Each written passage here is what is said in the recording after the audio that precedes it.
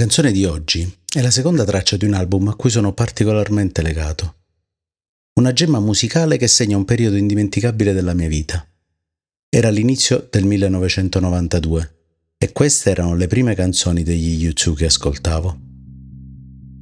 Questo è Stay, un podcast in pillole sugli U2.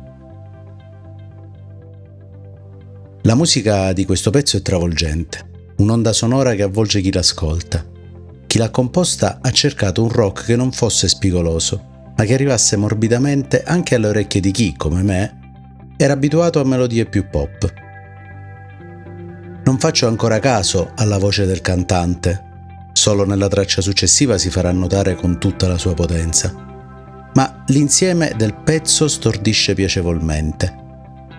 È un disordine molto ben organizzato, un caos armonico che incanta.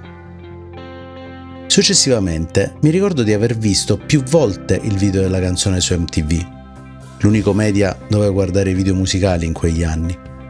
Quel video riproduceva perfettamente quel senso di caos ordinato che avevo percepito ascoltando la canzone.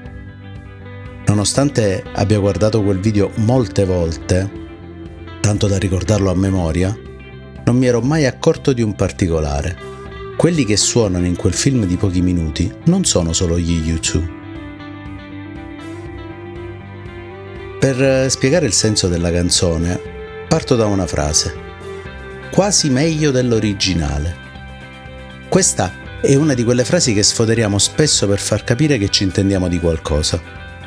A volte la usiamo anche per fare complimenti. Per esempio, se un amico prepara un piatto che conosciamo molto bene con una sua personale variazione, gli diciamo che quella ricetta, con la sua aggiunta, è quasi meglio dell'originale. In questo caso, però, la canzone si intitola addirittura meglio dell'originale, non lasciando spazio a dubbi. Si parla di qualcosa che è meglio dell'originale. Leggendo le prime righe del testo, sembra che parli di una persona alla fine di una storia d'amore che vuol convincersi di stare bene, cercando il conforto di un'altra persona e dicendo «Sono sicuro che tu sia meglio dell'originale», lasciando intendere che sta ancora facendo comparazioni e che quindi non ha superato nulla. Andando avanti, però, ci accorgiamo che la visuale si amplia, parla sì di un rapporto d'amore, ma non con una persona, con la musica. L'idea della canzone nasce dalla creatività di Edge che durante le sessioni di registrazione di Rutland Dam crea questo riff che sembra una copia della musica dei leggendari Rolling Stones. Lo spunto iniziale è quindi il mondo delle cover e dei richiami al passato. Affrontare questo argomento non è facile, perché spesso si associa al semplice copia e incolla. Pensiamo a politici che si dichiarano i nuovi e poi aggiungono il cognome di qualcuno che ha veramente cambiato la storia, o a registi che si considerano eredi di pionieri della settima arte. In ogni campo, artistico e non, troviamo questo tipo di paragoni che svalutano il nuovo. A questo proposito, un grande regista come Sorrentino afferma che copiare non è un male, se lo si sa fare, se non ci si ferma all'imitazione ma si aggiunge qualcosa di nuovo al vecchio. Allora lì sì che si può copiare.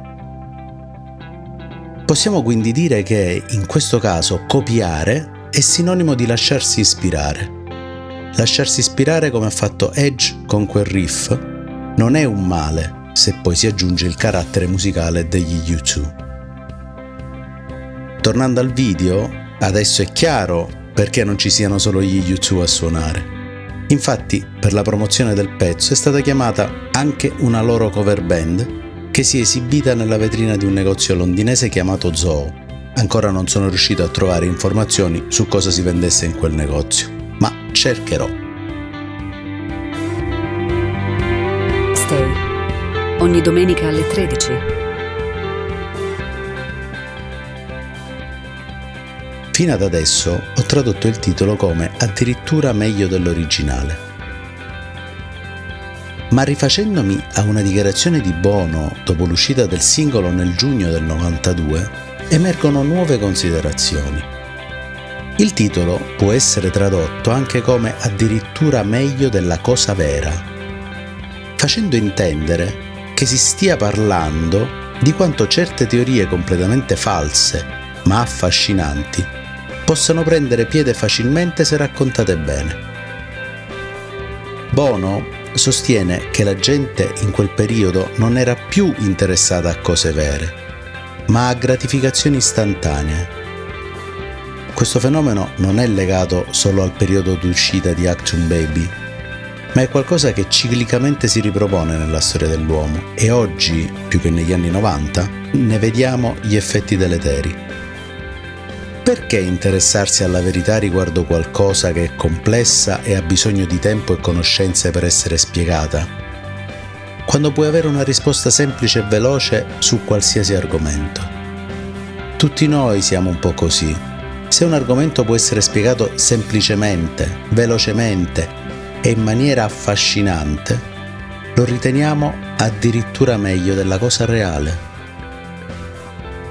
Tu cosa ne pensi di questa canzone? Scrivilo nei commenti o manda una mail all'indirizzo bmip.podcast@gmail.com. Alla prossima!